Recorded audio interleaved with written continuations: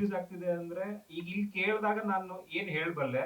So ಇಲ್ಲ ನಮ್ಗೆ ಇನ್ನೂ ಕ್ಲಾರಿಟಿ ಬೇಕು ಅಂದ್ರೆ ಇದನ್ನ ಎಕ್ಸಿಕ್ಯೂಟ್ ಮಾಡಿ ಕಾರ್ಯರೂಪಕ್ಕೆ ಬಂದಾಗ ಒಂದಷ್ಟು ನಮ್ಗೆ ಗೊತ್ತಾಗ.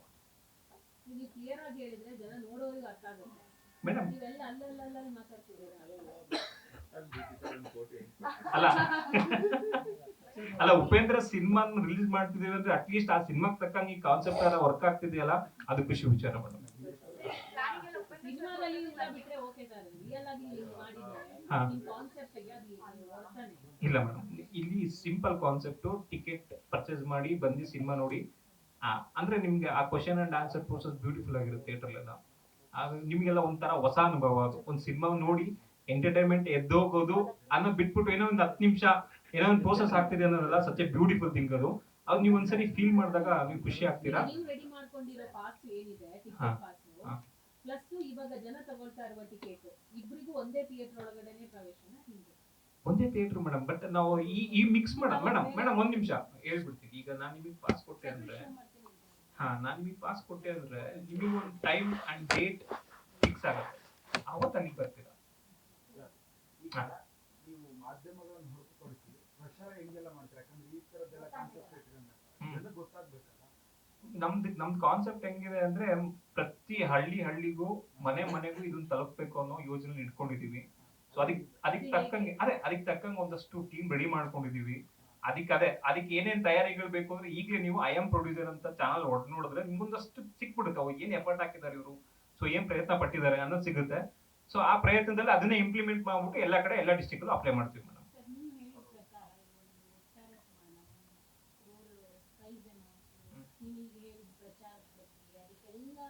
ಮಿನಿಮಮ್ ಅಂದ್ರೆ ಒಂದು 6 to 7 crore ಆಗ್ಬೋದೇನೋ. ಐ ಥಿಂಕ್ ನೀವು ಹೇಳಿದ್ರು ಇಷ್ಟೆಲ್ಲ ಪರ್ ಶೋಗೆ ನೀವು ಟಿಕೆಟ್ ವಾಪಸ್ ತಗೊಳ್ಳೋದು ಇದಕ್ಕೆಲ್ಲ ಹೇಗೆ ನಿಮಗೆ ಬಂಡವಾಳ ಅದನ್ನ ನೀವು ಹೇಗೆ ವಾಪಸ್ ತಗೋತೀರಾ?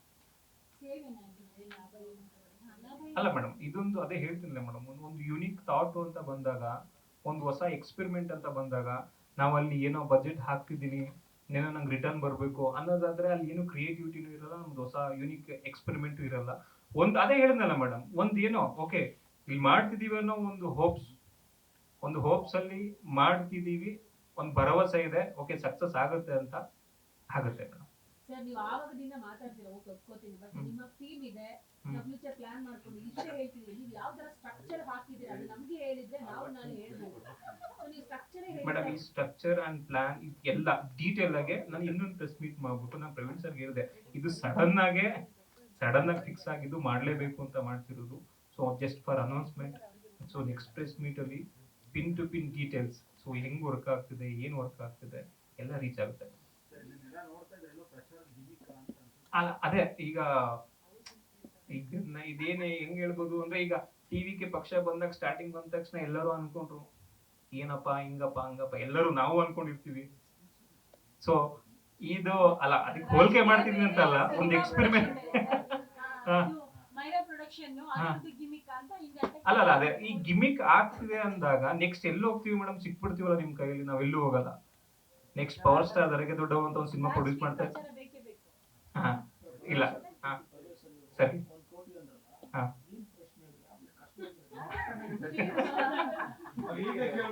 ಅಲ್ಲ ಸರ್, ಈಗ ಒಂದು ಕೋಟಿ ಬರ್ತಿದೆ ಅಂದ್ರೆ ಅಲ್ಲಿ ಅದಕ್ಕೆ ತಕ್ಕಂಗೆ ಹೌದು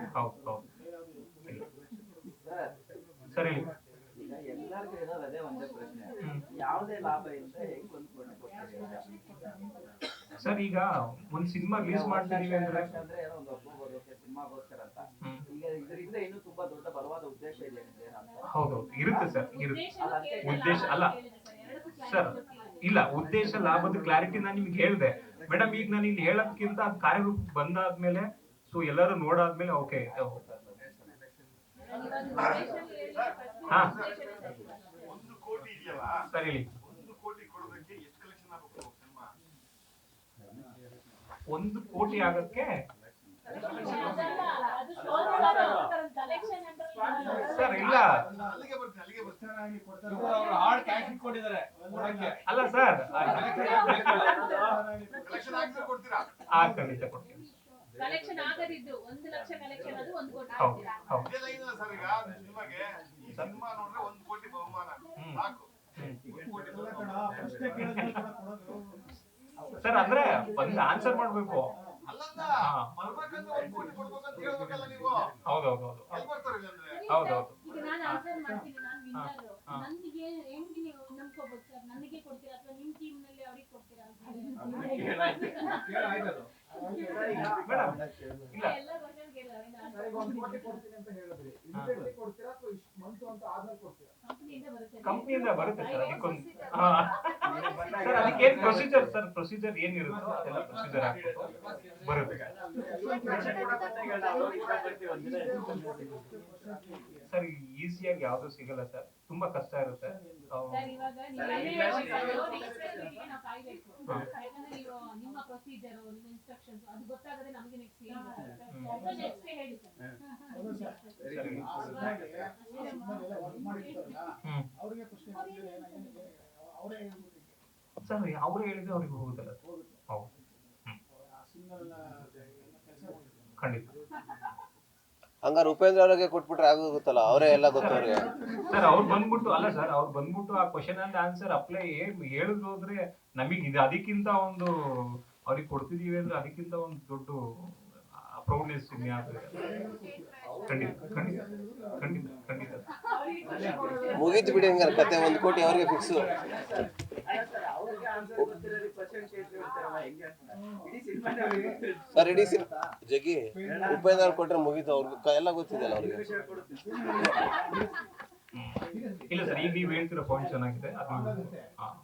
ಇವಾಗ ನೀವು ಆಫೀಸರ್ ಕೊಟ್ಟರು ಅನ್ನೋಗುತ್ತೆ, ಟೀಮಲ್ಲಿ ಕೆಲಸ ಮಾಡೋರು ಕೊಟ್ಟರು ಅನ್ನೋಗುತ್ತೆ. ಅವ್ರು ಯಾರು ಬಿಲಾಂಗ್ ಸರ್ ಇಲ್ಲ ಸರ್, ಒಂದ್ ಸಿನಿಮಾ ನಿಮ್ಗೆ ಸಿನಿಮಾ ಮಾಯಾ ಬಜಾರ್ ಅಂತ ಯಾಕೆ ಕರೀತಾರೆ ಅಂದ್ರೆ ಸರ್, ನಿಮ್ಗೊಂದು ಇಲ್ಯೂಷನ್ ಯೂಸ್ ಮಾಡಿ ಸಿನಿಮಾ. ಕ್ವಶನ್ ಆಚೆ ತುಂಬಾ ಕಷ್ಟ ಸರ್, ಅಲ್ಲ ತುಂಬಾ ಕಷ್ಟ. ನೀವು ಒಂದು ಸಿನಿಮಾ ನೋಡಿ, ನೀವೇ ಶೂಟ್ ಮಾಡಿರಿ, ನೀವೇ ಸ್ಕ್ರಿಪ್ಟ್ ಬರ್ದಿರಿ, ನೀವೇ ಡೈರೆಕ್ಷನ್ ಮಾಡಿರಿ, ನೀವೇ ಆಕ್ಟ್ ಮಾಡಿರಿ ಸರ್. ಆ ಸಿನಿಮಾ ಮುಗಿದಾದ್ಮೇಲೆ ಅದಕ್ಕೆ ರಿಲೇಟೆಡ್ ಏನೋ ಒಂದು ಕ್ವಶನ್ ಕೇಳ್ತೀನಿ ಅಂದ್ರೆ ಆಗಲ್ಲ ನಿಮ್ಗೆ ಆನ್ಸರ್ ಮಾಡಕ್ಕೆ.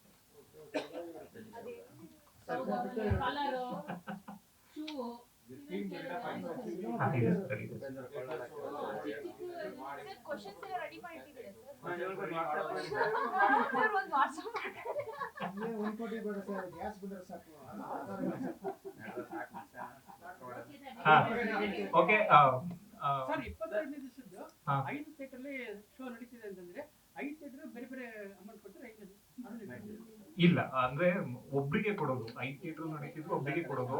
ಅಲ್ಲಿ ಜಾಸ್ತಿ ಆಯ್ತು, ಅಲ್ಲಿ ಜಾಸ್ತಿ ಜನ ಯಾರು ಒಂದು 20 ಜನ 5 ಥಿಯೇಟರ್ ಆನ್ಸರ್ ಮಾಡಿದ್ರು ಅಂದ್ರೆ ಫಸ್ಟ್ ಟಿಕೆಟ್ ಯಾರು ಪರ್ಚೇಸ್ ಮಾಡಿರ್ತಾರಲ್ಲ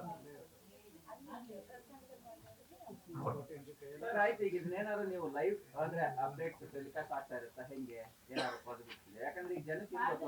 ಈಗ ಎಕ್ಸಾಂಪಲ್ ಧಾರವಾಡ, ಹಾವೇರಿ, ಹುಬ್ಳಿ ಅಲ್ಲೆಲ್ಲ ಒಂದು ಥಿಯೇಟರ್ ಅಲ್ಲಿ ಒಬ್ಬ ಸಿನಿಮಾ ನೋಡುತ್ತಾನೆ, ಅಲ್ಲೇನೋ ಒಂದು ಪ್ರೊಸೀಜರ್ ನಡೀತಾ ಇದೆ. ಈಗ ಸಿನಿಮಾ ನೋಡಿದ್ರೆ ಹೊರಗೆ ಬರ್ತಾರೆ, ಬಂದ ತಕ್ಷಣ ನಿಮ್ ಪ್ರೊಸೀಜರ್ ಇದು ಕಾನ್ಸೆಪ್ಟ್ ಅಪ್ಲೈ ಆಗುತ್ತಾ ಅಥವಾ ಇವತ್ತು ಈಗ ಫಸ್ಟ್ ಡೇ 1:30 ಮುಗೀತು, ಯಾವಾಗಿದೆ ಆಕ್ಟಿವೇಟ್ ಆಗುತ್ತೆ? ಸರ್ ಅಲ್ಲಿ ಸಿನಿಮಾ ಮುಗಿದ ತಕ್ಷಣ ಅಲ್ಲೊಂದು 30 ಮಿನಿಟ್ಸ್ ಆಕ್ಟಿವಿಟೀಸ್ಗೆಲ್ಲ ನಾವು ಟೈಮ್ ತಗೋತೀವಿ. ಆ 30 ನಿಮಿಷದಲ್ಲಿ ಆಕ್ಟಿವಿಟೀಸ್ ಎಲ್ಲ ಮುಗಿಸ್ಬಿಟ್ಟು ನೆಕ್ಸ್ಟ್ ಶೋ ಶುರು ಆಗುತ್ತೆ. ಸೊ ನೀವು ಹೇಳ್ತಿರೋ ಕಾನ್ಸೆಪ್ಟ್ ಚೆನ್ನಾಗಿದೆ, ಅದ್ರ ಬಗ್ಗೆ ಟೆಲಿಕಾಸ್ಟಿಂಗ್ ಬಗ್ಗೆ ಯೋಚನೆ ಮಾಡ್ತೀವಿ. ಅಲ್ಲ ಈಗ ಟ್ರಾನ್ಸ್ಪರೆನ್ಸಿ ಬೇಕಲ್ಲ. ಹೌದೌದು, ಖಂಡಿತ ಖಂಡಿತ. ಈಗ ನೀವು ಅಲ್ಲೆಲ್ಲ ಸರ್ ಹೇಳಿದ್ನಲ್ಲ ಸರ್, ನಾವು ಮೊದಲ ವಾರ ಒಂಚೂರು ಕಷ್ಟ ಆಗುತ್ತೆ ನಮ್ಗೆ, 1 ವಾರ ಟೈಮ್ ಬೇಕಾಗುತ್ತೆ. ಆ 1 ವಾರದಲ್ಲಿ ಏನೇನು ತಪ್ಪುಗಳು ಸರಿಗಳು ಎಲ್ಲ ತಿದ್ಕೊಂಡ್ಬಿಟ್ಟು ವರ್ಕೌಟ್ ಮಾಡ್ಕೊಂಡು ನೀರಿಗೆ 1 ವಾರದ ದಿನ 3 ದಿನ ಓಡುತ್ತೆ. 1 ವಾರ ತನಕ ನಿಮಗೆ ಟೈಮ್ ಬೇಕಾದ್ರೆ ಮೇಡಮ್ ಜನ ಬರ್ಲಿ ಬಿಡ್ಲಿ 25 ದಿನ ರಿಲೀಸ್ ಆಗಿರೋ ಥಿಯೇಟರ್ ಸಿನಿಮಾ ಸರ್ ಕ್ವಶನ್ ವಿಚಾರವಾಗಿ ಪ್ರಾರಂಭದಲ್ಲಿ ಎಕ್ಸಾಂಪಲ್ ಕೊಟ್ರಿ, ಹಾ. ಅಂದ್ರೆ ಉಪೇಂದ್ರ ಸರ್ ಈ ತರ ಕಾಸ್ಟ್ಯೂಮ್ ಹಾಕಿದ್ರೆ ಆ ತರ ಕ್ವಶನ್ ಇರ್ಬೋದು ಅಂತ ಎಕ್ಸಾಂಪಲ್ ಹೇಳಿದ್ವಿ. ಹೌದು. ಸೊ ಈಗ 1 ಕೋಟಿ ಗೆಲ್ಬೇಕಂದ್ರೆ ಕ್ವಶನ್ ಅಂತೂ ಈಸಿ ಇರಲ್ಲ. ನೀವೇನಾದ್ರೂ ಒಂದು ಸೀನ್ ಅಲ್ಲಿ ಕಾರ್ ಪಾಸ್ ಆಯ್ತು, ಅದ್ರ ನಂಬರ್ ಹೇಳಿ ಅಂತಂದ್ರೆ ತುಂಬಾ ಕಷ್ಟ ಆಗುತ್ತೆ, ಗೆಲ್ಲೋ ಚಾನ್ಸ್ ತುಂಬಾ ಕಡಿಮೆ ಇರುತ್ತೆ. ಆ ತರ ಕ್ವಶನ್ಸ್ ಇರುತ್ತಾ ಅಥವಾ ಜನಗಳು ಗೆಲ್ಲೋ ತರ ಈಸಿ ಇರುತ್ತಾ? ಸರ್ ಲಾಸ್ಟ್ ನಾವು ಒಂದು ಈವೆಂಟ್ ಹಿಂಗೆ ಮಾಡಿದ್ವಿ. ಒಂದು ಹಳ್ಳಿ ಮನೆಯೆಲ್ಲ ಶೂಟ್ ಮಾಡ್ಬಿಟ್ಟು ವಿಡಿಯೋ 20 ನಿಮಿಷ ವಿಡಿಯೋ ಹಾಕ್ಬಿಟ್ಟು ಜಸ್ಟ್ ಬರೀ 10,000 ಪ್ರೈಸ್ ಮನಿ ಕೊಡ್ತೀವಿ, ಕ್ವಶನ್ಗೆ ಆನ್ಸರ್ ಮಾಡಿ ಅಂತ ಬಿಟ್ಟಿದ್ವಿ. ಒಬ್ಬ ಹುಡುಗ ಏನ್ ಮಾಡಿದ್ದ ಅಂದ್ರೆ ಪ್ರತಿ ಈಚ್ ಅಂಡ್ ಸೆಕೆಂಡ್ ಸ್ಕ್ರಿಪ್ಟ್ ಬರ್ಕೊಂಡ್ ಬಂದಿದ್ದ. ಸ್ಕ್ರಿಪ್ಟ್ ಬರ್ಕೋಬಿಟ್ಟು ನಮಗ್ ಅವನ್ ಆನ್ಸರ್ ಮಾಡ್ಲಿಲ್ಲ, ಬಟ್ ಬೇರೆಯವ್ರು ಮಾಡಿದ್ರು. ಬಟ್ ಅವನು ಆ ಟೈಮಲ್ಲಿ ಆ ಸ್ಕ್ರಿಪ್ಟ್ ಬರ್ಕೊಂಡ್ ಎಕ್ಸಿಕ್ಯೂಟ್ ಮಾಡಿದ್ ನೋಡ್ಬಿಟ್ಟು ನಮಗೂ ಹುಳ ಬಿಟ್ಟಂಗೆ ಆಗೋಯ್ತು ಅವತ್ತು. ಬಟ್ ಮಾಡ್ಬೇಕು ಸರ್, ಮಾಡ್ತೀವಿ. ಈಗ ಉಪೇಂದ್ರ ಬಿಟ್ಟು ಬೇರೆ ಯಾವ ಸಿನಿಮಾ ಲೈನಪ್ ಅಲ್ಲಿ ಇದೆ ಸರ್ ನಿಮಗೆ ತುಂಬಾ ಸಿನಿಮಾ ಟ್ರೈ ಮಾಡ್ತಿದ್ದೀನಿ ಸರ್. ಸದ್ಯಕ್ಕೆ ಇದೊಂದು ಅಧಿಕೃತವಾಗಿ ಆಗಿದೆ.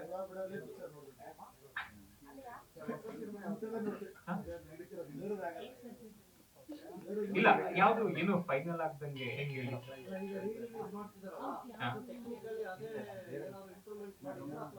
4K ಇರುತ್ತೆ ಸರ್. 4K ಇರುತ್ತೆ. ಲಾಸ್ಟ್ ಏನ್ ರಿಲೀಸ್ ಆಗಿತ್ತು ಅದೇ ಕ್ವಾಲಿಟಿ ಇರುತ್ತೆ. ಇಲ್ಲ ಸರ್. Thank you.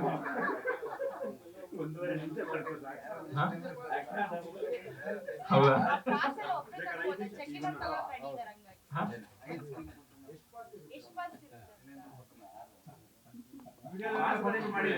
ಪಾಸ್ಗಳ 30,000 ಮಾಡಿದೀವಿ ಸರ್. ಹೌದು. ನೀವು ಯಾರಿಗೆ ಕೊಡ್ತಾರೆ ಅವರಿಗೆ ಸಿಗೋದು. ಅದು ನೋಡೋಣ. ನೋಡಿ ಸರ್ ಇಲ್ಲ ಅದು ಅವತ್ತಿನ ದಿನ 25th ಡೇ ತುಂಬಾ ಬ್ಯೂಟಿಫುಲ್ ಆಗಿ ಅದೊಂದು ಪ್ರೆಸ್ ಮೀಟ್ ಮಾಡೋಣ. ಅವತ್ತು ನಿಮ್ದು ಏನೇನು ಡೌಟ್ಸ್ ಗಳು ಅದು ಇದಕ್ಕೆಲ್ಲ ಅಲ್ಲಿ ಉತ್ತರ ಸಿಗುತ್ತಾ ನೋಡ್ಬಿಡೋಣ.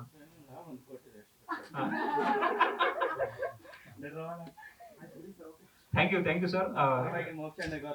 ಕೊಡಿ ಸರ್ ಶೇರ್ ಮಾಡ್ಕೊತೀವಿ. ನಮ್ನು ನೋಡ್ರಪ್ಪ ಎಲ್ಲ ನೀವು ಹಂಚ್ಕೊಬಿಟ್ರೆ ಎಲ್ಲ ನೀವು ಹಂಚ್ಕೊಬಿಟ್ರೆ ನಮ್ನು ನೋಡಿ ಎಷ್ಟು ಜನ ಇದೀವಿ. Okay thank you sir. Parameshwar ಕಡೆಯಿಂದ ಎಲ್ಲ ಮಾಧ್ಯಮ ಮಿತ್ರರಿಗೂ ಧನ್ಯವಾದಗಳು. ಸೊ ನಿಮ್ ಸಪೋರ್ಟ್ ಎಲ್ಲ ಹಿಂಗೆ ಇರ್ಲಿ. ಸೊ ಈ ತರ ಪ್ರಯತ್ನಗಳು ಮುಂದೆ ಇನ್ನೂ ದೊಡ್ಡದಾಗಿ ಟ್ರೈ ಮಾಡ್ತೀವಿ. ನಿಮ್ ಸಪೋರ್ಟ್ ಎಲ್ಲ ಇರ್ಲಿ.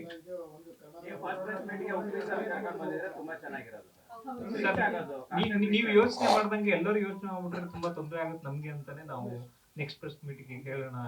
ಹಾ ಸರ್. ಇಲ್ಲ ಸರ್, ಕನ್ನಡ ಮಾತ್ರ. ಆಮೇಲೆ ಏನೋ ಸರ್ ಕನ್ನಡ ಫಸ್ಟ್ ಮಾಡೋಣ.